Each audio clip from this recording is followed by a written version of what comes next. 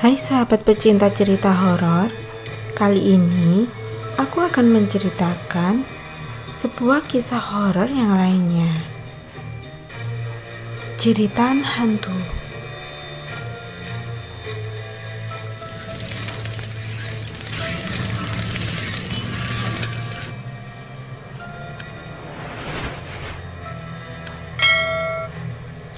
Sore itu, ada kejadian kecelakaan yang tidak diketahui oleh keluarga Pak Somad. Tepatnya tidak jauh dari rumahnya. Saat malam harinya, mereka sekeluarga baru saja pulang dari luar kota. Dia mempunyai 2 orang anak laki-laki. 2 bersaudara itu setelah sampai di rumah sekitar jam 10 malam, keluar lagi untuk membeli soto ayam. Untuk dibungkus, dibawa pulang karena di rumahnya tidak ada makanan.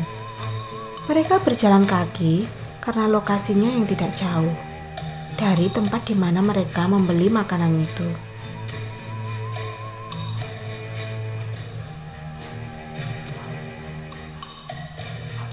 Di saat dalam perjalanan ingin ke warung, mereka menemukan seperti darah yang berserakan di jalan.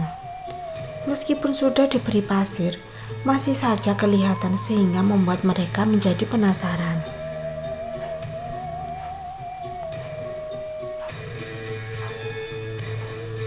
Karena memang mereka juga tidak mengetahui ada kejadian kecelakaan pada waktu sore harinya. Mereka pun langsung berhenti di tempat tersebut. Dan kedua bersaudara tersebut bertanya-tanya, darah apa yang ada di jalan tersebut?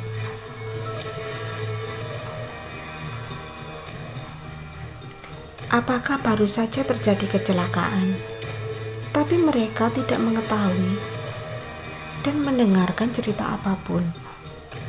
Mereka pun tidak terlalu memperdulikannya dan melanjutkan perjalanannya.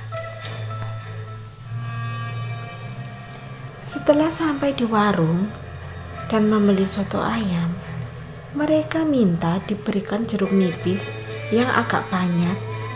Kemudian mereka pun pulang. Tak lama kemudian, mereka sudah membawa makanan itu dan berjalan pulang ketika melewati lagi darah di jalan, dan tidak disangka kedua bersaudara tersebut merencanakan sesuatu setelah melihat darah di jalanan tadi. Mereka berniat ingin membuat percobaan dengan darah tersebut. Diberikannya perasan jeruk nipis yang sengaja mereka minta banyak. Dan sesampainya di tempat tersebut, tidak mengulurkan waktu lagi, mereka langsung memeras jeruk yang mereka bawa ke darah tersebut. Setelah selesai, mereka pun pulang dan sudah tiba di rumah. Setelah makan malam, mereka pergi ke kamar sambil rebahan dan bercerita.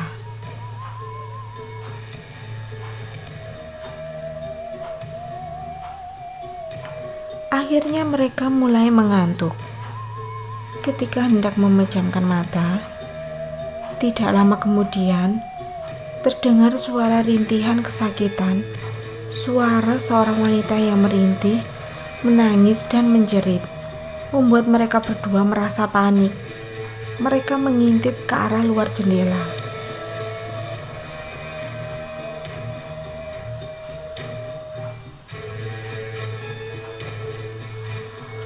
Ada sosok makhluk perempuan yang terbang di depan jendela, dan sosok pocong dengan muka yang hancur, serta hantu anak kecil yang dari kepala hingga kakinya berdarah.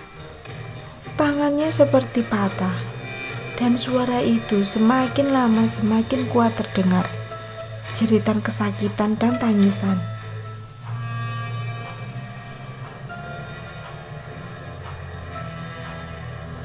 Mereka berdua ketakutan sekali. Mereka berpikir apa gara-gara perbuatan mereka tadi di jalan. Mereka naik ke tempat tidur dan menutupi diri mereka dengan selimut. Akhirnya mereka membaca doa-doa, tapi entah mengapa mereka tidak dapat berkata-kata. Tubuhnya menjadi kaku dan ada yang menarik selimutnya. Ketika itu, tanpa sosok makhluk halus itu telah berdiri di dalam kamar mereka. Tangan dan tubuh mereka gemetaran. Mereka ingin berteriak, namun tidak bisa. Berharap ayah dan ibunya masuk ke dalam kamar, hingga tangan dingin mulai menyentuh kulit mereka. Leher mereka terasa sesak.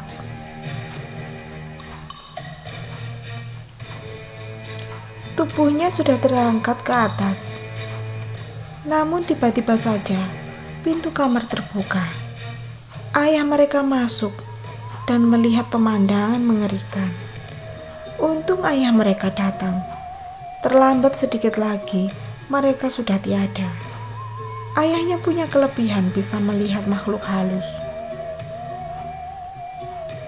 Selain ilmu agamanya juga kuat sekali. Mulailah ayahnya seperti menghalau sosok itu dengan doa-doa yang diucapkannya. Seketika, sosok-sosok itu berteriak, terdengar erangannya, dan mereka menghilang. Tetapi akhirnya, salah satu dari anaknya jatuh sakit.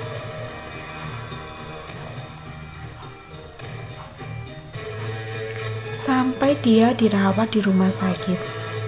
Badannya menjadi kurus. Kalau malam selalu teriak-teriak.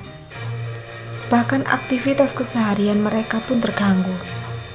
Ayahnya bingung melihat kedua anaknya yang menjadi seperti orang yang selalu ketakutan.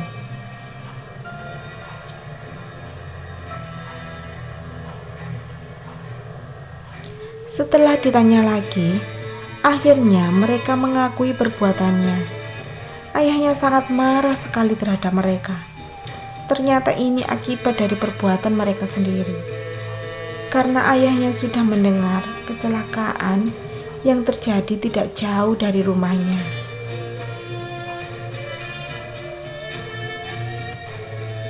Kecelakaan itu mengerikan sekali. Ada 4 orang tewas dalam kecelakaan itu. Ayahnya meminta bantuan kiai yang ada di kampungnya untuk menyembuhkan anaknya. Ternyata setelah diketahui asal mula kejadian yang membuat kedua anaknya hampir stres karena diteror sosok makhluk itu.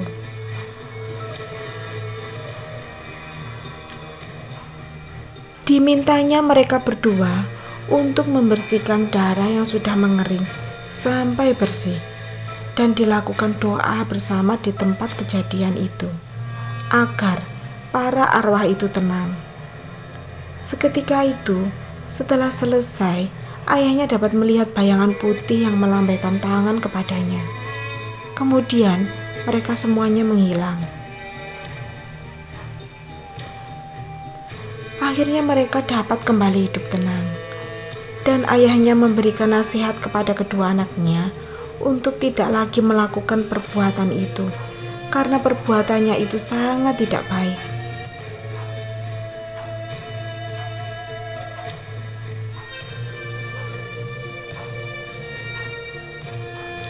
Sekian dulu cerita horornya. Sampai jumpa lagi ya di cerita horor berikutnya.